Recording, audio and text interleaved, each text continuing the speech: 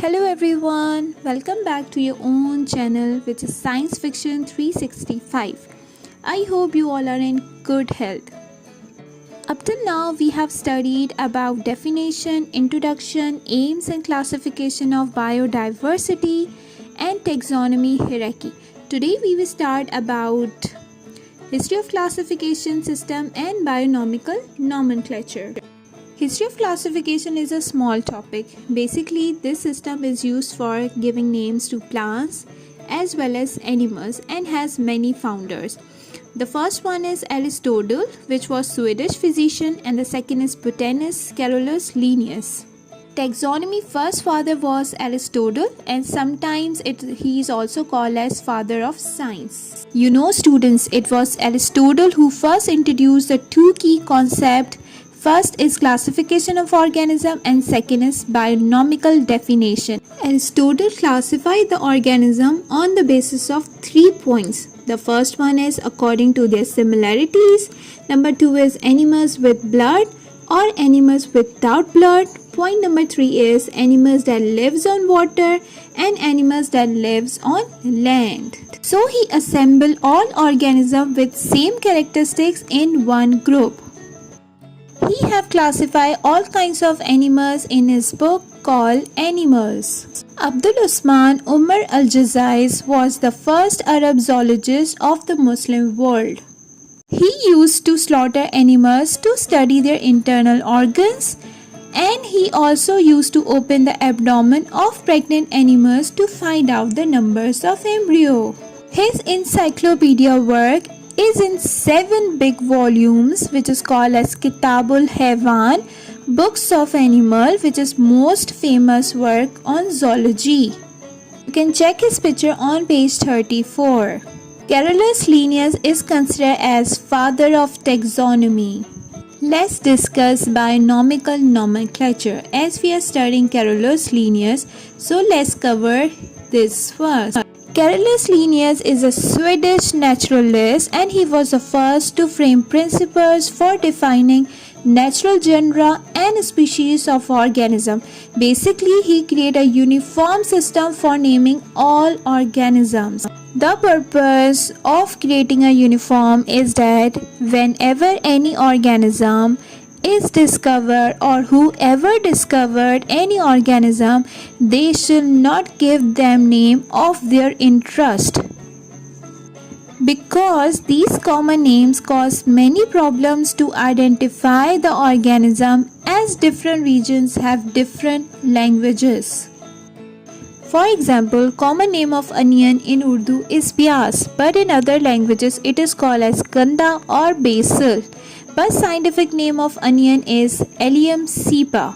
So to avoid these common regional names, a uniform system was brought that a scientific names will be given which will be acceptable worldwide, and each name will be applied to one species, which means every organism has 2 names. That is why it is called as bionomial nomenclature. So, bionomial nomenclature is a system in which organisms are given one species name which is acceptable, approved worldwide. So, there are some rules of bionomial nomenclature. Through a system of bionomial nomenclature, each species of animal or plant or other receive a name of 2 terms. The first term identify the genus and the second term identify the species itself. Remember, we studied that species is the smallest taxon in taxonomy hierarchy, and when similar species are grouped in bigger group, it is called as genus. For example, on one side common names are given and on another side biological names are given. Onion plant has a biological name which is called as Allium cepa. The first one is genus, Allium is genus, and cepa represent species. Same goes for mango plant, which is Magnifera indica. What does the word L means? I will tell you in next slide. Similarly, frog has a biological name called as Rana tigrina.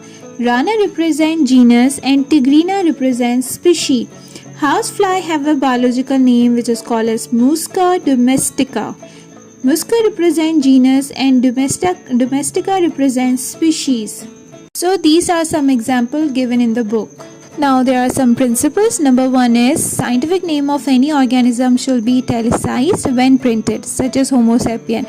And whenever we are writing in handwritten, it should be underlined. The first word of the name is always generic and is always start with capital letter.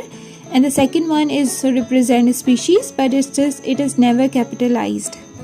Point number 3 is when the scientific name is written first time, it is written full, but when it is repeated several times, it is abbreviated. For example, the scientific name of the red rose is Rosa indica, so it is abbreviated as R indica. Point number 4 is sometimes the author names appear after species name, which means the species was described by him. For example, mango plant, Magnifera indica L.